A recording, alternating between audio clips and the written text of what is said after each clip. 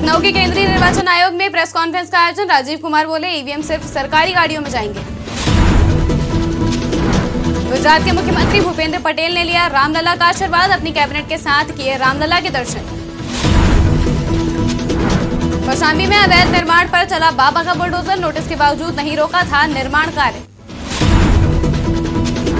महोबा में एआईएमआईएम का 66वां स्थापना दिवस, धूमधाम से मनाया गया स्थापना दिवस।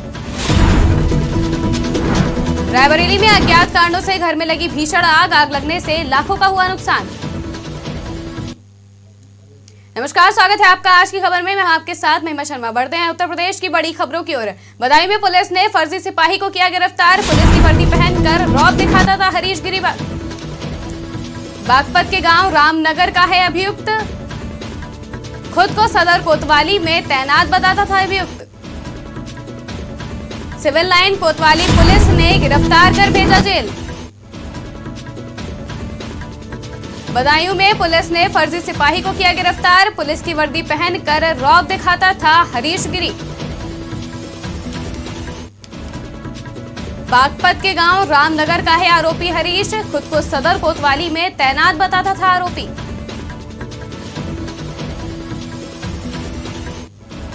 आज देखिए, एक हरीश गिरी नाम का व्यक्ति जो आरक्षी की फर्जी आईडी बनाकर वर्दी पहनकर लोगों से ठगी और धोखाधड़ी करते हुए पकड़ा गया। जैसा ज्ञात हुआ कि ये रहने वाला बागपत का है और पिछले काफ़ी समय से इस तरह के जो है कार्यों में लिप्त है और इसका कई पुलिस कर्मचारियों के साथ फोटोग्राफ्स भी है और जिसको दिखाकर लोगों पर रौब काटता था। रंगे हाथ कल इसको जो है पकड़ा गया और उचित धाराओं में अभियोग पंजीकृत करके रिमांड लिया जा रहा है। आज देखिए, एक हरीश गिरी नाम का। बदायूं में नवनिर्मित अन्नपूर्णा भवन का लोकार्पण, सीएम योगी ने वर्चुअल रूप से किया लोकार्पण।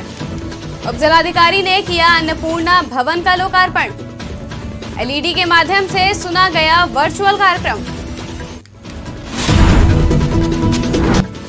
बदायूं में नवनिर्मित अन्नपूर्णा भवन का सीएम योगी ने किया लोकार्पण, वर्चुअल रूप से सीएम ने किया लोकार्पण। उप जिलाधिकारी ने किया अन्नपूर्णा भवन का लोकार्पण।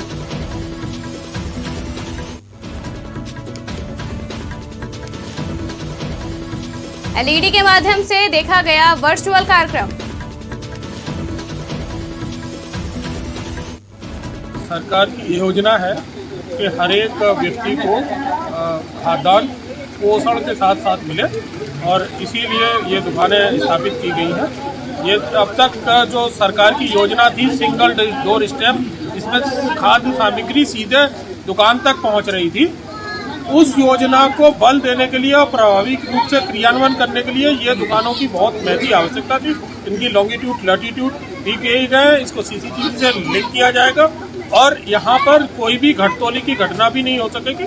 सभी लोगों को उचित और सामग्री सही कीमत पर यहाँ मुख्यमंत्री के द्वारा आज वर्चुअल कार्यक्रम के द्वारा अन्नपूर्णा भवन का उद्घाटन किया गया है। हमारे जनपद बदायूं जनपद में कुल 15 दुकान है, पर ब्लॉक में एक दुकान का उद्घाटन हुआ है। आज गांव के लोगों को सभी चीज़ें जो आवश्यकता की चीज़ें होती हैं वो इन दुकानों पर प्राप्त होंगी, उनको कोई असुविधा नहीं होगी। अन्नपूर्णा भवन का सबसे फायदा ये रहेगा, लाभार्थियों को कोई असुविधा नहीं होगी, सारी चीज़ें यहाँ पे मिलेगी और दुकान हमारी महीने में जब वितरण तिथियाँ होंगी तो उन पर पूरी सभी वितरण तिथियों पर दुकान खुलेगी। हमारी सरकार की जो पारदर्शिता वाली नीति है, आज उस नीति के तहत आज मॉडल शॉप राशन की दुकान का हम सब लोगों ने मिलकर यहाँ लोकार्पण किया है। अब हमारा जो लाभार्थी है जिसको इन योजनाओं का लाभ चाहिए, उसे किसी प्रकार की कोई कठिनाई ना हो। दुकान हमारी 300 दिन खुले। कभी पहले की सरकारों में रहता था कि इस दिन राशन बटेगा, अब उस दिन जो छूट जाता था वो पूरे महीना रह जाता था। लेकिन हमारे यहाँ हमारी सबसे पहली प्राथमिकता है, कोई गरीब व्यक्ति ऐसा नहीं बचना चाहिए जिसको हम। कौशाम्बी में सेल टैक्स विभाग की कार्रवाई, सेल टैक्स विभाग ने 3 ट्रक गुटखा पकड़ा। शिखर गुटखा से भरी 3 ट्रक पकड़ी गई। कानपुर से आसाम जा रहा था गुटखा गाड़ी में गुटखा का कोई पेपर मौजूद नहीं। सैनी थाना इलाके के कनवार बॉर्डर का मामला।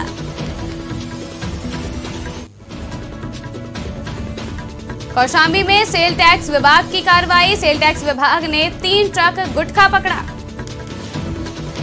शिखर गुटखा से भरी 3 ट्रक पकड़ी गई। कानपुर से आसाम जा रहा था गुटखा। थाना सैनी क्षेत्र के अंतर्गत सेल टैक्स विभाग के द्वारा कुछ टैक्स इशू होने के कारण 3 गाड़ियों को पकड़ा है, जिसको थाना सैनी पे खड़ा किया गया है। उसको सीज कर दिया गया है और जो उसमें अन्य आवश्यक विधिक कार्रवाई है वो की जा रही है। थाना सैनी क्षेत्र के अंतर्गत सेल टैक्स विभाग के द्वारा कुछ टैक्स इशू होने के कारण 3 गाड़ियों को पकड़ा है, जिसको थाना सैनी पे खड़ा किया गया।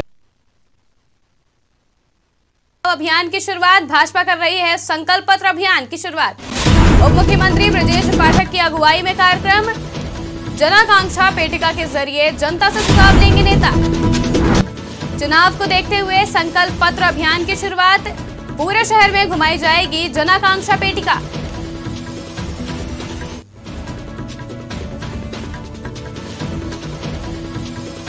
भाजपा कर रही है संकल्प पत्र अभियान की शुरुआत। उप मुख्यमंत्री ब्रजेश पाठक की अगुवाई में कार्यक्रम जनाकांक्षा पेटिका के जरिए जनता से सुझाव लेंगे नेता।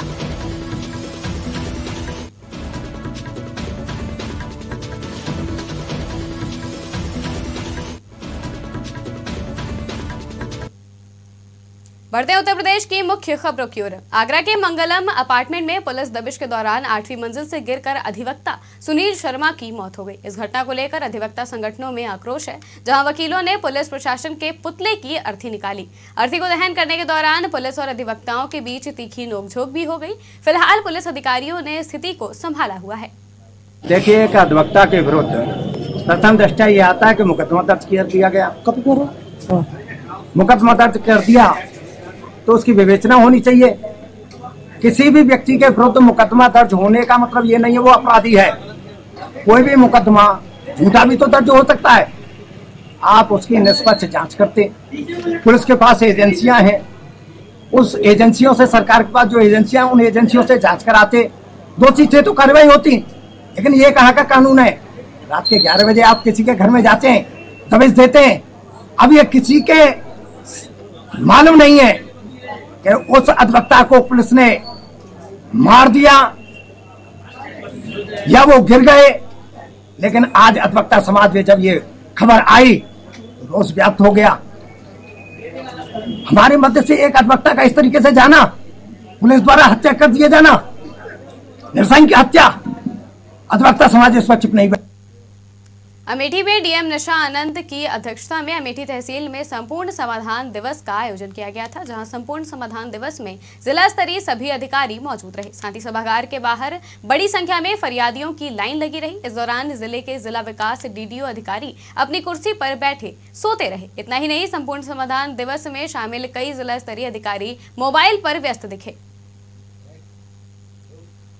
गुजरात के मुख्यमंत्री भूपेश पटेल ने अपनी कैबिनेट के साथ रामलला का आशीर्वाद लिया। जहां अयोध्या पहुंचे गुजरात के मुख्यमंत्री भूपेंद्र पटेल का बयान सामने आया है, जहां उन्होंने कहा कि हर एक हिंदू का ये संकल्प था कि अयोध्या में भव्य राम मंदिर का निर्माण होना चाहिए। प्रभु राम के ऐतिहासिक मंदिर का भूमि पूजन और प्राण प्रतिष्ठा दोनों ही पवित्र कार्य का सौभाग्य प्रधानमंत्री नरेंद्र मोदी को प्राप्त हुआ।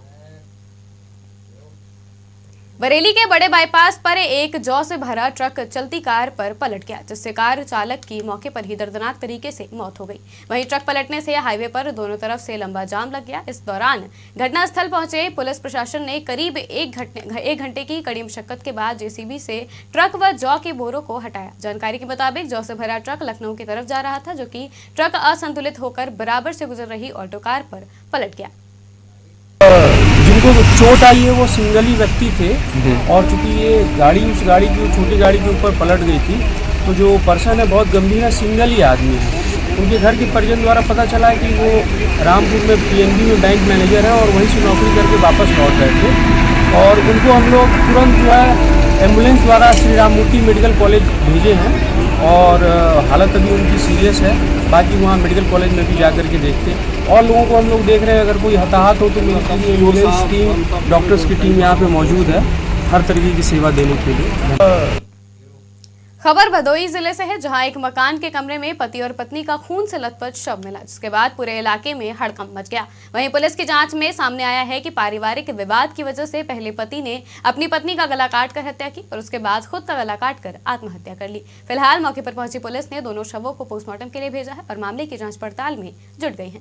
कि पति पत्नी जो है डेथ हो गया है, तो उस मौके पर हम लोग आए थे और फील्ड यूनिट आई थी, डॉग स्क्वाड आया था, एसओजी आई थी, क्राइम ब्रांच और मैं स्वयं सभी लोग मौके पर आकर के पूरी जांच किए हैं। तो जो जांच में आज अभी तक निकल करके आ रहा है कि ये राजेश निषाद और उनकी पत्नी हैं सन्नो, वो दोनों लोग यहाँ पर अपने साढ़ू के घर पे आए थे। राजेश अपने साढ़ू के घर पे आए थे और जो है आज सुबह जो है राजेश जो है अपने पत्नी का पहले गला काट दिए, उसके बाद स्वयं अपना गला काट लिए हैं और मामले में अग्रिम विधिक कार्रवाई की जा रही है।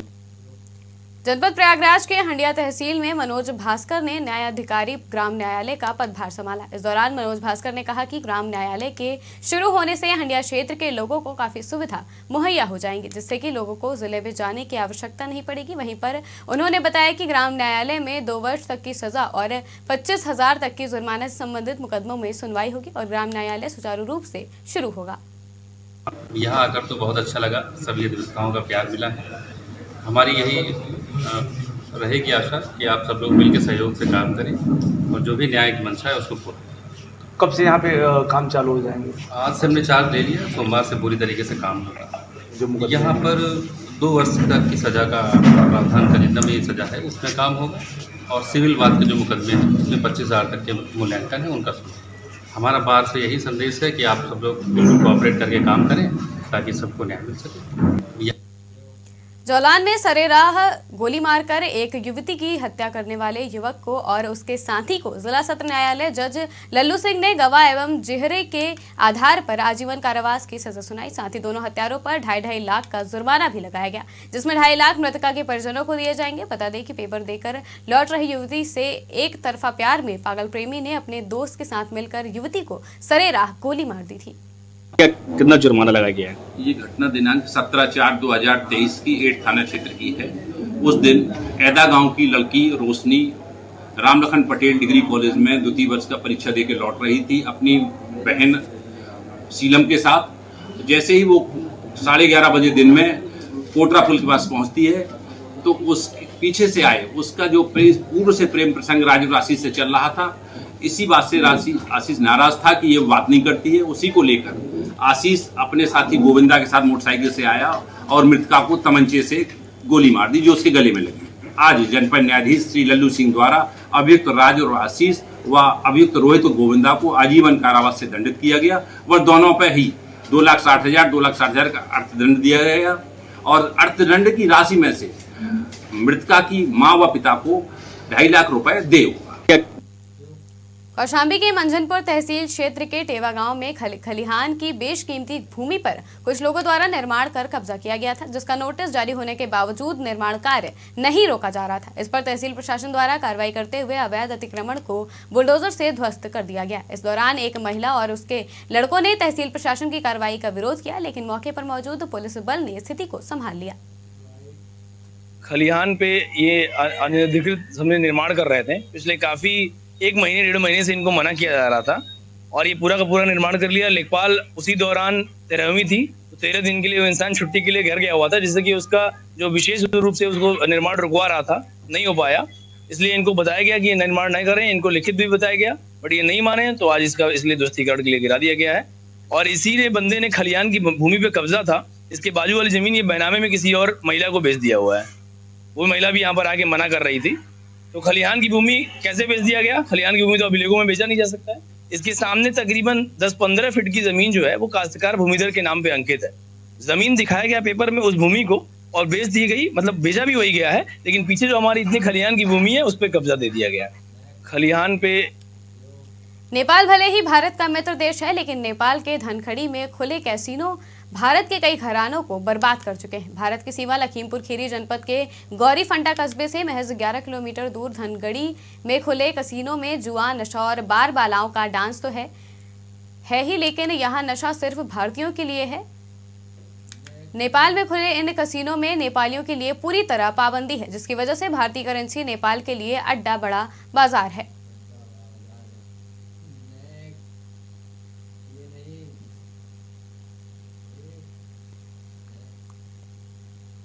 लोकसभा चुनाव तैयारियों को लेकर जानकारी देने के लिए केंद्रीय निर्वाचन आयोग ने प्रेस कॉन्फ्रेंस की है, जिसकी शुरुआत मुख्य निर्वाचन आयुक्त राजीव कुमार ने की। इस दौरान उन्होंने बताया कि हम निष्पक्ष और पारदर्शी चुनाव के लिए तैयारी कर चुके हैं। सभी राजनीतिक दलों की बराबर की भागीदारी तय की है, साथ राजनीतिक दलों के प्रतिनिधियों से बात की हुई है। उन्होंने कहा कि राजनीतिक दलों ने मांग की है कि चुनाव में नियमों का उल्लंघन न हो, डीएम स्तर के नीचे के अधिकारी भी जिम्मेदार घोषित किया जाए। साथ ही निष्पक्ष चुनाव के लिए डीएम एसपी की जिम्मेदारी होगी। ईवीएम सिर्फ सरकारी गाड़ियों में ही जाएगी। तो बहुत ही कंसर्टेड, बहुत ही ध्यान से, समय के तरीके से ये व्यवस्था की जा रही है। प्रयास किया जा रहा है कि अधिक से अधिक लोग इलेक्टोरल रोल में जुड़े भी और जुड़ने के बाद वोटिंग पर आए भी, जिसको हम कहते हैं roll to pole. Rolling roll तो आ गए, अब पोल पर भी तो आइए। उसके लिए जैसे अभी मल्टी स्टोरीज में बूथ बना रहे हैं, इतनी सुविधा दे रहे हैं, तो इस बार एक टिप बनाया गया है, टर्नआउट इम्प्लीमेंटेशन प्लान। ऐसे बूथ्स की और ऐसी कॉन्स्टिट्यूएंसीज की गणना की गई है, छांटे गए हैं जो जिन पर वोटिंग कम हुई है। तो वहाँ क्यों कम हुई है, कलेक्टर साहब लोग जाके पर्सनली अपने माध्यम से देखेंगे, मनाने की कोशिश करेंगे, उनसे रिक्वेस्ट करेंगे, उनसे गुहार लगाएंगे कि भाई जरूर आइए, लोकतंत्र में भागीदारी करिए। तो बहुत ही कंसर्ट। उत्तर प्रदेश के जनपद महोबा में एआईएमआईएम पार्टी का 66वां स्थापना दिवस बड़ी धूमधाम के साथ मनाया गया, जहां सैयद अदनान अली बुंदेलखंड उपाध्यक्ष के सभी कार्यकर्ताओं के साथ पार्टी का झंडारोपण किया और इस अवसर पर जिला चिकित्सालय में पहुंचकर सभी को फल और मिष्ठान का वितरण किया। वहीं इस दौरान बुंदेलखंड उपाध्यक्ष ने मीडिया से बात करते हुए कहा कि आगामी चुनाव पर पार्टी के सभी कार्यकर्ता पूरी तरह से तैयार हैं। आज मजलिस इत्तेहादुल मुस्लिमीन का 66वां स्थापना दिवस पूरे देश में बहुत ही शानदार तरीके से मनाया गया है। उसी को देखते हुए हमारे महोबा जिले की जो टीम है, सब लोगों ने मिल करके बस स्टैंड रोडवेज में पार्टी का झंडा रोहण किया और जिला अस्पताल में आकर के फल वितरण किए और मिष्ठान का वितरण आम जनमानस में किया है। आज मजलिस रायबरेली में अज्ञात कारणों से एक घर में भीषण आग लग गई, जहां आग लगने से लाखों का नुकसान हो गया। वहीं आग की चपेट में आने से 3 वर्षीय बच्चा भी झुलस गया, जिसे ग्रामीणों की मदद से बचाया गया। साथ ही काफी मशक्कत के बाद आग पर काबू पाया गया। ग्राम पूरे परगैन में कमल कुमार सनाफ महादेव के यहाँ आग लग गई है और सारा सामान जलकर राख हो गया। नकदी 10,000 रुपए, साथ ही साथ कुछ जेवरात थे, ये जलकर राख हो गए। नहीं सर, अभी कुछ भी नहीं बचा हुआ है। जी सर, फायर सर्विस को सूचना नहीं दिया था, पर जो है कि 112 को मैंने सूचना दिया था। मौके पर आ करके उन्होंने देखा और इंक्वायरी भी किया है। ग्राम पूरे परगैन में कमल कुमार।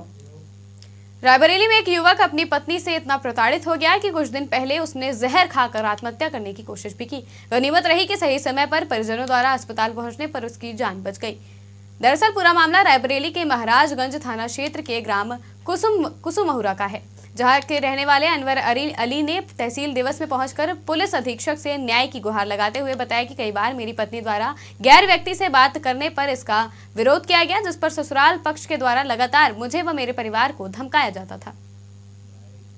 सर, वो लड़की किसी और से बात करते, आए दिन हमें परेशान करते, जो भी लाके दो, खाना पीना करना, वो कुछ भी मानती नहीं कि हाँ तुम करके देते हो, ऐसा कुछ भी मानती नहीं है। और वो हमें परेशान करती है, बस ये कहती है कि तुम सबके सामने ये बोल दो कि मैं नहीं रखना चाहती हूँ। तो मुझे परेशान करते हैं, आए दिन ससुराल से कोई लोग आते हैं, तमाम लोग आते हैं, मारते हैं, पीटते हैं, सब कुछ करते हैं। मैं बहुत परेशान हो गया हूँ सर। वो लड़की किसी और से बात करते, आए दिन हमें परेशान करती है, जो भी लाके दो, खाना पीना। समस्या ये है कि हमारी एक बहू है, वो घर वालों को परेशान कर रहा है, आए दिन लड़ाई झगड़ा किया करती है।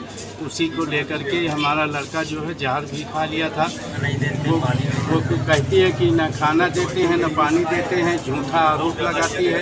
इसी अपने पिताजी को बुलवा करके, 4 आदमियों को बुलवा करके हमको, हमारे लड़के को मरवाती है। समस्या ये है कि हमारी एक बहू है, वो।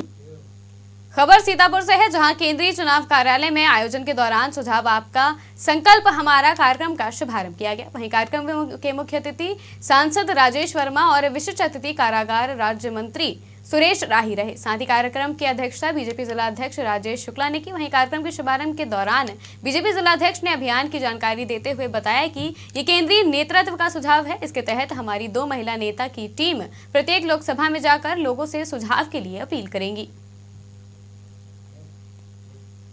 उत्तर प्रदेश के जिला उन्नाव में मुख्यमंत्री सामूहिक विवाह योजना में फर्जीवाड़ा के मामले में बड़ी कार्रवाई हुई है, जहां मुख्यमंत्री सामूहिक विवाह योजना में मिलने वाले 35,000 नकद और 10,000 का सामान पाने के लिए एक विवाहित जोड़े ने दोबारा शादी रचा ली थी। वहीं मुख्यमंत्री सामूहिक विवाह योजना में शादीशुदा जोड़े का विवाह कराने के मामले में सचिव को निलंबित कर दिया गया है। साथ ही मामले की जाँच के लिए ग्राम विकास अधिकारी को नामित किया गया है।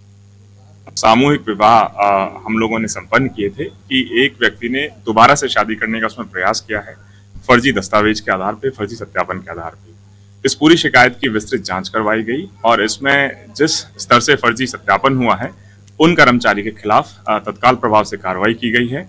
और इसके माध्यम से सभी से यही अपील है, सरकार की भी यही मंशा है कि किसी तरह का किसी भी स्तर पे कोई भी गलत सत्यापन ना हो, किसी तरह का फर्जीवाड़ा ना हो। जो भी गलत कार्रवाई करेगा उसके खिलाफ कठोरतम कार्रवाई सुनिश्चित। सामूहिक विवाह हम उत्तर प्रदेश की खबरों में फिलहाल इतना ही। देश और दुनिया की तमाम खबरों के लिए देखते रहिए आज की खबर।